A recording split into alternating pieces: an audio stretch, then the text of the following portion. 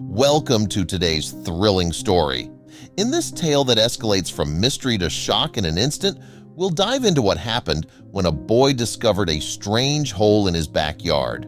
What started as an odd find that piqued his curiosity quickly turned into something much bigger. What was hidden in that hole? And why were his parents arrested just one day later? Stay tuned as we uncover the shocking details of this unbelievable story. As I mentioned, it all started when the 9-year-old Tom played out in his parents' back garden. Tom sat down in the grass and dug in the bright green pasture. He was looking for worms, but he found something completely different. As his hand touched the ground, he felt the earth trembling.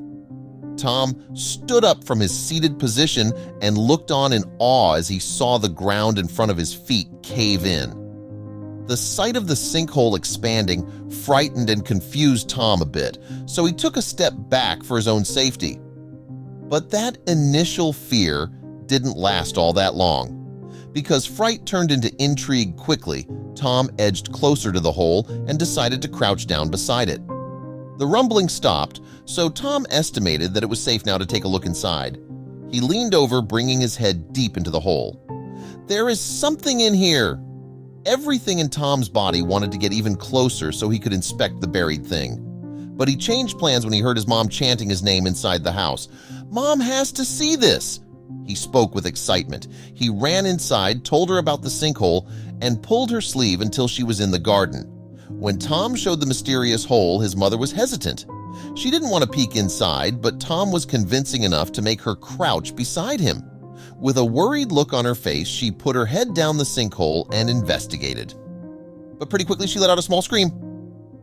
Tom's mom lifted her head from the hole and quickly got on her feet. She wanted to get away from this place and ordered her son to do the same. Together, they ran back inside the house. And once there, Tom's mom instantly picked up the phone to call the police. "Come over now!" While Tom's mom was calling, he was in the other room. She closed the glass door behind her so Tom wouldn't interrupt her, but Tom could clearly see that his mother was talking frantically. She used many large arm movements and yelled a couple of times. Why the panic? Tom thought. Apparently, the urgency in his mother's voice resonated with the police because within 50 minutes, Tom saw multiple police cars arrive at their house. They talked with his mother for a brief few minutes and got to work after that. The uniformed men taped down the entire garden area. But then the exciting part started. After securing the place, the police officers surrounded the hole Tom had discovered. They inspected the site, and after that, they started pulling something out of the sinkhole. The object seemed to be very heavy because it took 4 officers to lift it to the surface. But what was it? Tom sat behind the window in their living room, but by squinting his eyes, he still tried to see what the policemen found. The officers crowded the object at first, and when they scattered, they had already covered the item with a large tarp. "What a mystery," Tom said while scratching his head. Tom speculated what could be underneath that large plastic sheet. A fossil? A pirate? Treasure? So many thoughts ran through his head, but none would turn out to be correct. After the police officers removed the object from their garden, calmness returned to their home, but unfortunately, it was short-lived. Because the same evening, their house was filled with noise. It was the sound of Tom's parents arguing with each other. Tom's parents had heated discussions before, but he never heard them like this.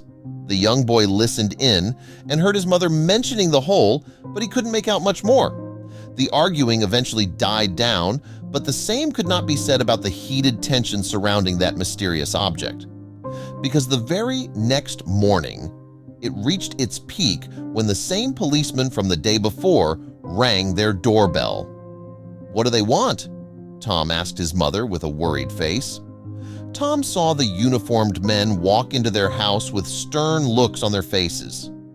They were very intimidating, but what freaked the young boy out the most was that the officers pulled out their handcuffs and arrested both of his parents.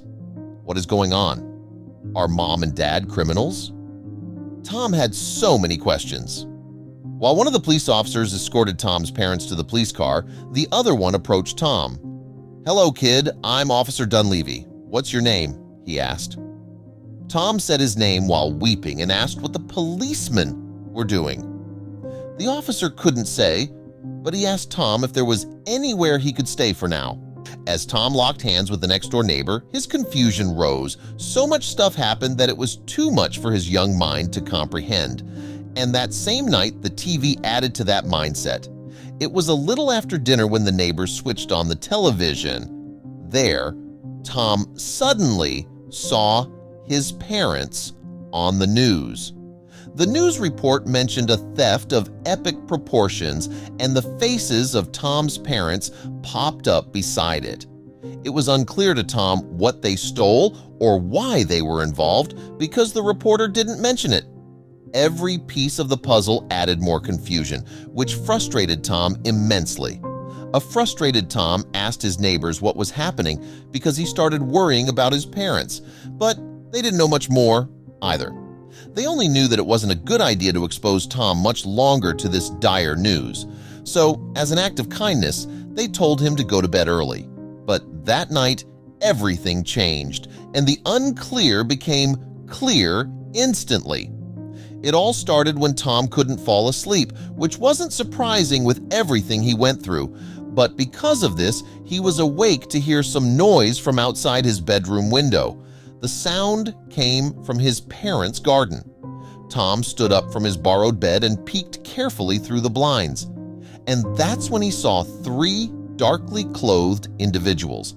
They were sneaking around his parents' garden, a place that Officer Dunleavy called absolutely forbidden that afternoon. Something isn't right, Tom whispered to himself. He had to do something. Tom didn't trust this situation one bit. His neighbors were far asleep, and even if they were awake, they would probably prevent Tom from doing something. So, while standing on just his toes, he quietly descended the stairs until he finally came to a halt at the adjoining fence. That's when he closed his eyes and listened. Tom tried to remain as quiet as possible while focusing on what was happening. He could hear the intruders digging up dirt in the pasture, but they also talked amongst each other, saying that the things they stole must be around here somewhere. What did they steal? At that point, Tom still didn't know. And that's when Tom heard for the first time what all the fuzz was about. The news reporter was vague about it, the officers wouldn't say, but these masked men spoke in simple terms. All of this commotion was about an old Egyptian statue, and the artifact was supposedly worth millions. But the masked intruders weren't done yet. They started laughing quietly but ominously. One of the men said that he saw the news report. The article blamed the theft on the lot's owners. With these folks taking the fall, we have free play to do as we please. And the statue wasn't the only thing they stole. The thieves just unknowingly confessed to their crimes. They stole a whole bunch of stuff and buried all of it in the garden of Tom's parents. And what was even worse was that his parents now took the fall for their crimes. Tom heard it from their own mouths, but there was one big issue here. It was the middle of the night with no other witnesses around. Tom was the only one who could verify that these crooks scammed his parents and committed the actual crime. Nobody was going to believe a 9-year-old boy who might do or say anything to free his parents. No, Tom needed proof. But to get that proof, Tom needed to act quickly. If he waited until morning without doing anything, the criminals would surely have dug up all their stolen items. They would be long gone by then, maybe even halfway to Mexico. The young crime fighter needed to stall their digging operation. He needed a distraction. Tom looked around frantically, and to his surprise, he quickly found the perfect distraction. It was the woman from across the street and her dog, Larry. They were taking their midnight stroll like they did every day. Tom always found them irritating because Larry chased after anything that moved and barked while doing so. But that irritation was now a blessing in disguise because Larry's eagerness to run after things was just what Tom needed right now. The young boy pushed himself away from the wooden fence and ran into the streets, hoping that Larry would spot his movement. And luckily for Tom, he did. Tom waved his arms around wildly, but did not make any sound. He wanted to surprise the thieves by introducing Larry into the backyard. They would get scared if they heard the voice of a young child, but getting caught off guard by Larry would surely freak them out. And Tom's plan worked to perfection. Larry, the 120-pound Rottweiler, started pulling on his leash as soon as he saw Tom. His owner always walked Larry at odd times to avoid distractions as much as possible, but this time it was a necessary evil. Tom waved and Larry pulled until his owner finally couldn't hold on anymore. The line slipped and Larry bolted across the street. Tom and Larry were good friends, so he knew the intimidating dog wouldn't hurt him. But the same could not be said for the intruders in the garden behind him. Tom opened the garden fence door just enough so Larry could squeeze through, and then he waited. Loud barking and growling were heard behind the fence, and that was precisely what Tom hoped for.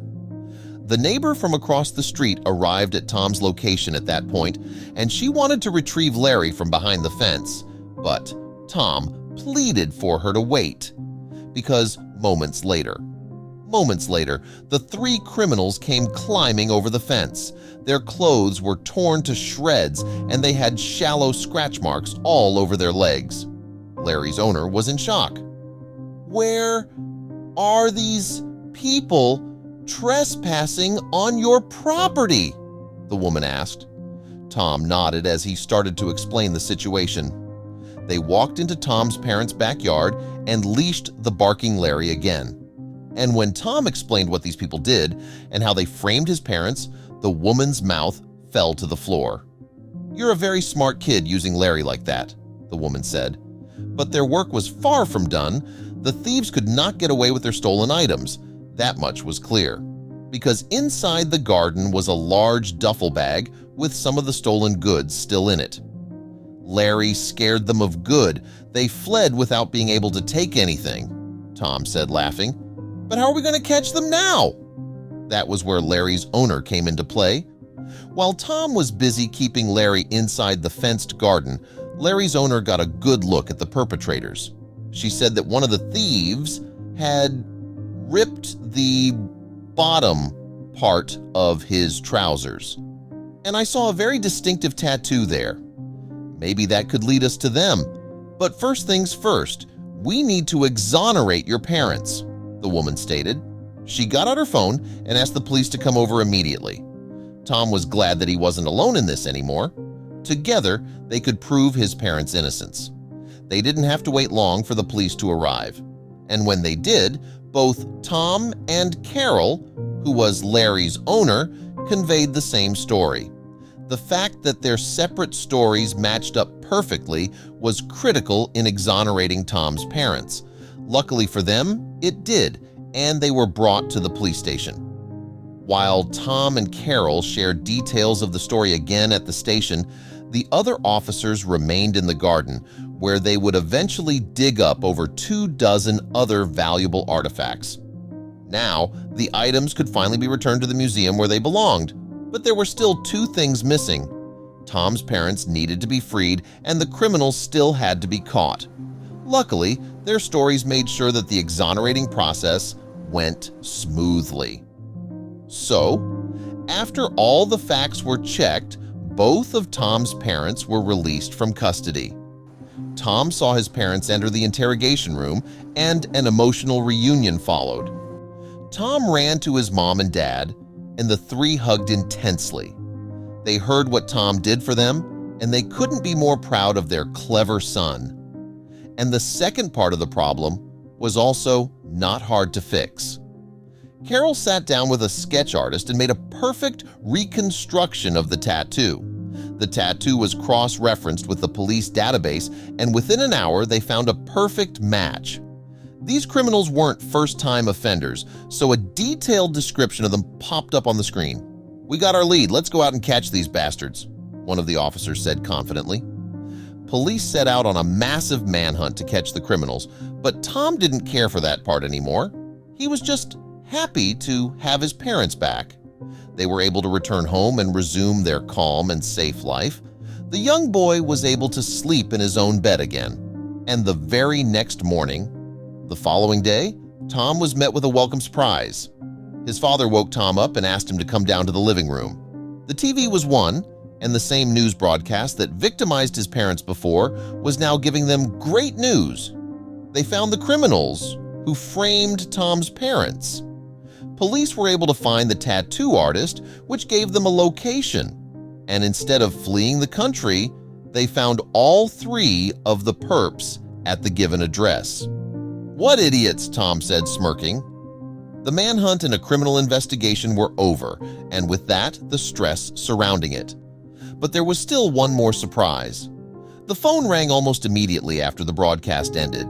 It was the police station who asked Tom and his parents to come over. They obliged and were greeted with loud applause when they entered the station.